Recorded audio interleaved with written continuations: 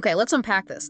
We have a deeply complex and spiritually charged narrative here. Hmm. It spans thousands of years, multiple continents, and it fuses ancient archaeology with really profound personal faith. Yeah. Today, we're diving into the mystery of Nefertiti's missing eye. But this deep dive, it stops being just about history pretty quickly. Oh, absolutely. It really becomes about the soul.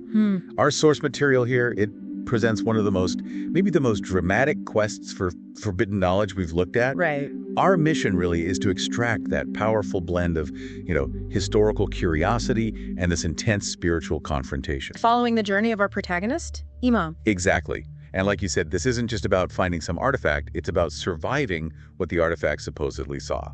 And it all kicks off with one of the most striking images from antiquity, doesn't it? For sure. The famous bust of Queen Nefertiti. Discovered back in 1912 by German archaeologists. It's in the Berlin Museum now. Yep. You look at it and the beauty is just undeniable, but so is the incompleteness. That missing eye. Her right eye socket is completely empty. It's jarring. It really is. It's the ultimate historical puzzle in a way. For over a century, the debate's been pretty straightforward, hasn't it? Yeah, like, was the eye stolen sometime after they found it? Or did the artist, Thutmose, just leave it unfinished for some reason? Those are the logical explanations. But our protagonist, Imam, he rejects both of those completely. Substitutes them with something much heavier. A spiritual conviction. Right. He believes the eye wasn't stolen or unfinished. He believes it was deliberately hidden. Hidden. And the reason why, that's where all the danger in this story comes from. He believes the eye saw something, quote, not meant for humans. Wow. Okay. What specifically? Specifically, he thinks the eye saw Allah's throne. Allah's throne. And here's the kicker. Anyone who looks into that artifact after it saw the throne forgets the owner of the throne. So it induces a kind of spiritual amnesia. Exactly. It replaces faith with just pure, cold vision. Or knowledge, maybe. An eye that causes the seeker to lose their spiritual core. That is a uniquely powerful and dangerous idea. It really is. So how does this, abstract theological concept launch a man on a global archaeological hunt? Well, it connects directly to his deepest personal trauma, his missing father. Okay. Imam's running his popular online show, Steps With Imam, and he sends this research query to the Berlin Museum. Just a cold email. Seems like it. Asking if there's any documented evidence the lost eye could have reached Dhaka, Bangladesh. Dhaka? Why Dhaka? It wasn't just a historical hunch. This question was driven by a specific, desperate clue left behind concerning his missing father. What was the clue? His mother's instruction was chillingly specific. The eye is in Dhaka. Wow. So Imam believes finding this spiritual object is the key to finding his father, who disappeared decades ago. Bringing him back. Okay, so that research query. It's the catalyst. It snaps the narrative away from Berlin and Dhaka for a moment and lands us in Cairo. Incredible that a simple email could do that. Propel him across continents so fast. Well, that Berlin query gets forwarded to Dr. Lina Al-Fayed. Who is she? She's heading the Nefertiti research project at Cairo University. And she invites Imam to a highly secretive meeting in Cairo. Secret from the start. Oh yeah, the conspiracy kicks in immediately.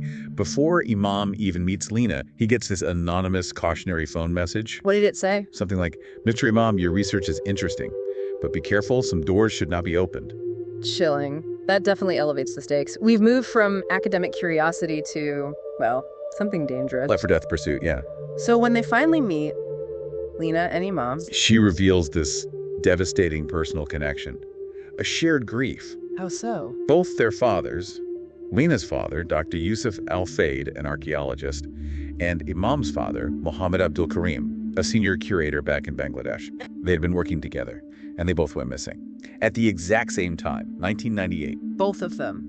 Together. Wow, that's the double disappearance. That makes this quest incredibly personal for both of them. Immense pressure. And these weren't just colleagues. The sources say they were the pioneers who first searched for the eye. Their disappearance basically confirms how dangerous this whole thing is. Absolutely. Yeah. And what's fascinating here is Lina doesn't just share this painful history. She shares the most vital clue they have. Right. She gives Imam this fragile piece of evidence found beneath Nefertiti's palace ruins in Amarna. Which is amazing in itself. Now, hold on. This is where the timeline gets really interesting, doesn't it? A document found under a pharaoh's palace. But it's not an ancient Egyptian text. No, it's not. Yeah. It's a century-spanning riddle. It's an ancient papyrus, yes, but it was written in 1672 CE 1672. by a figure named Sheikh Abdul Qadir al-Mizri. And crucially, he was writing in Dhaka. In Dhaka, that connects everything. It confirms the whole centuries-long plot. You've got this 300-year-old link between Amarna in Egypt and Dhaka in Bangladesh. Proving the secret knowledge has been passed down. Garden. So what did the text actually say? It was a direct, terrifying warning. Something like, "The eye that saw the glory of Allah, it is not for man. Whoever seeks it will be lost or will lose everything." It basically foreshadows what happened to their fathers. And what Imam himself is risking. Okay, and here's where it gets really interesting, you said. Yeah, because Lena sees Imam, his background, his resemblance to his father, and she realizes he is the key, the one maybe someone is looking for. Inheritor of the quest, maybe? Possibly. But they're running out of time. The conversation gets cut short. They see car headlights outside. It forces this rapid, dramatic escape. The urgency is just palpable. He has to flee Cairo immediately. Yep. Arranges an emergency flight to Dhaka via Mumbai, trying to get ahead of whoever might be pursuing them. It's definitely not just local trouble anymore. It's international. Okay, so he manages to get back to Dhaka, the final destination. He meets up with his video editor, Zakir. And Zakir finds something weird. What's that? A hidden GPS code pointing towards Lal Ba Fort, embedded deep within Imam's own video files. Left by his father, maybe? Before he can even check it out, though. He's abruptly arrested by local police. On what charge? Get this, theft from the Berlin Museum. That's absurd. It sounds like a pretext. Exactly. Bureaucracy trying to stop a metaphysical quest with a mundane legal charge. Right. But then there's an intervention. Who steps in? A Colonel Osmani from the NSI Bangladesh's National Security Intelligence. Okay, high level. And Osmani's been investigating Imam's father's disappearance for years. He knows about the eye, maybe from Lena. But so he doesn't buy the theft charge? Not for a second. He declares Imam innocent of theft. But then he says something really interesting. He describes the eye not just as an artifact, but as a philosophical key. A philosophical key? To what?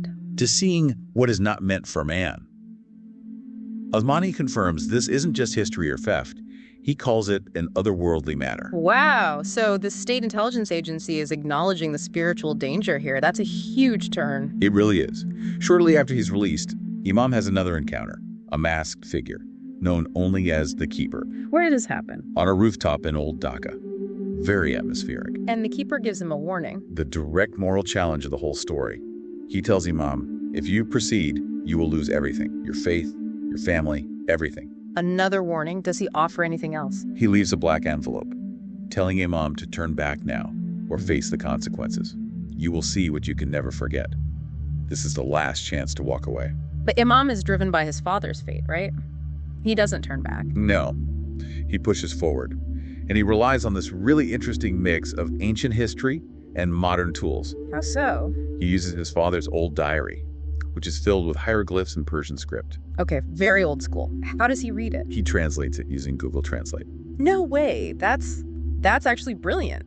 Ancient spiritual keys unlocked with modern tech. Right. And using that translation, he finds it.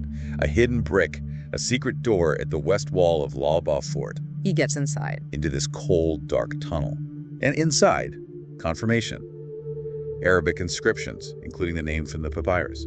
Sheikh Abdul Qadir, 1672. The history confirms itself, the link holds, leading him right to the final confrontation. Deep underground.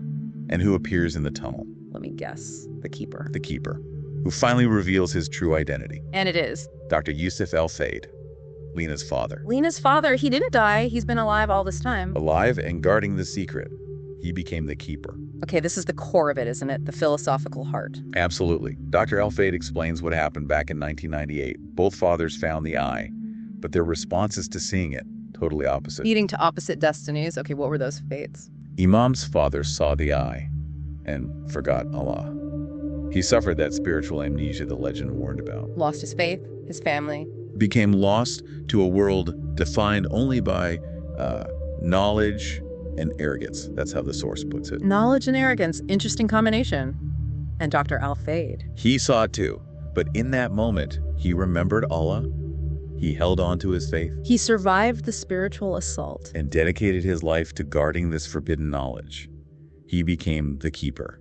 So the eye doesn't physically kill you. It kind of eradicates your soul by replacing humility and faith with just cold, hard knowledge. That seems to be the idea, that there's a kind of knowledge that's corrosive to faith. What is the narrative trying to tell us there, making knowledge the spiritual killer? Maybe that there's a hierarchy of truths, that the relentless pursuit of purely factual or forbidden knowledge, when it reaches its peak, can maybe destroy the capacity for spiritual belief?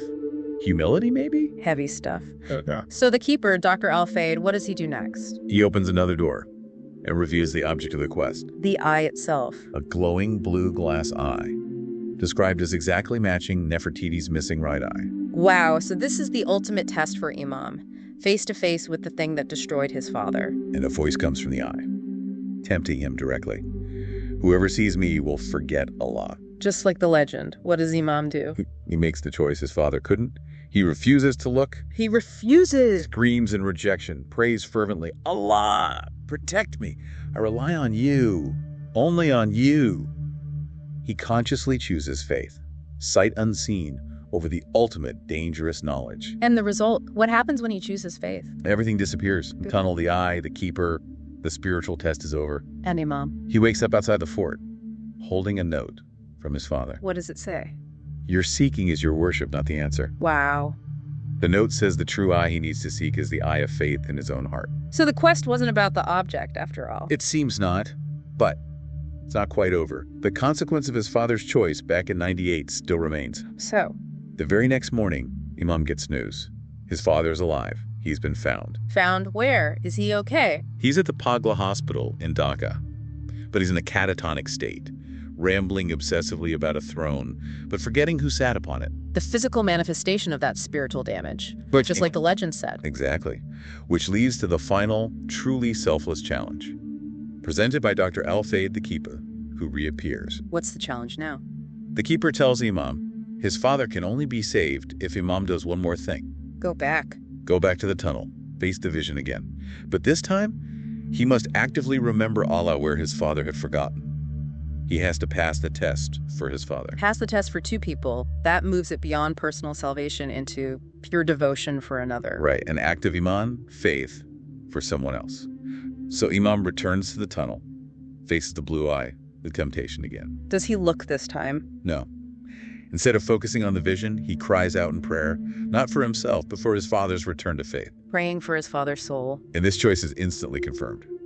His father's voice echoes from the darkness. What does it say? You did right. Don't take the eye. There is no sight greater than faith. Confirmation from his father himself. And the quest concludes with redemption, both spiritual and physical. His father. Wakes up the next morning at the hospital, completely healed, eyes clear, proclaiming his return to faith. Amazing. And Dr. Al-Fayed congratulates Imam, says he succeeded through the power of faith. So if we connect this to the bigger picture, the source material seems to suggest the real mystery wasn't finding the eye itself. No, it was about the internal mechanism of faith. Imam found the eye of faith in his heart, precisely because he refused to be blinded by the eye of forbidden knowledge. So what does this all mean then? I mean, the search for an archaeological artifact became this ultimate test of spiritual fortitude. Yeah, with the fate of two families, two fathers hanging in the balance. And that knowledge they sought. It led one to spiritual arrogance and being lost. And the other to becoming a spiritual guardian. Right. The source material's key takeaway seems pretty clear. Maybe some mysteries aren't meant for us to solve in a factual way. Maybe they serve as tests of devotion. Exactly. The eye of knowledge is presented as dangerous, specifically when it replaces the eye of faith.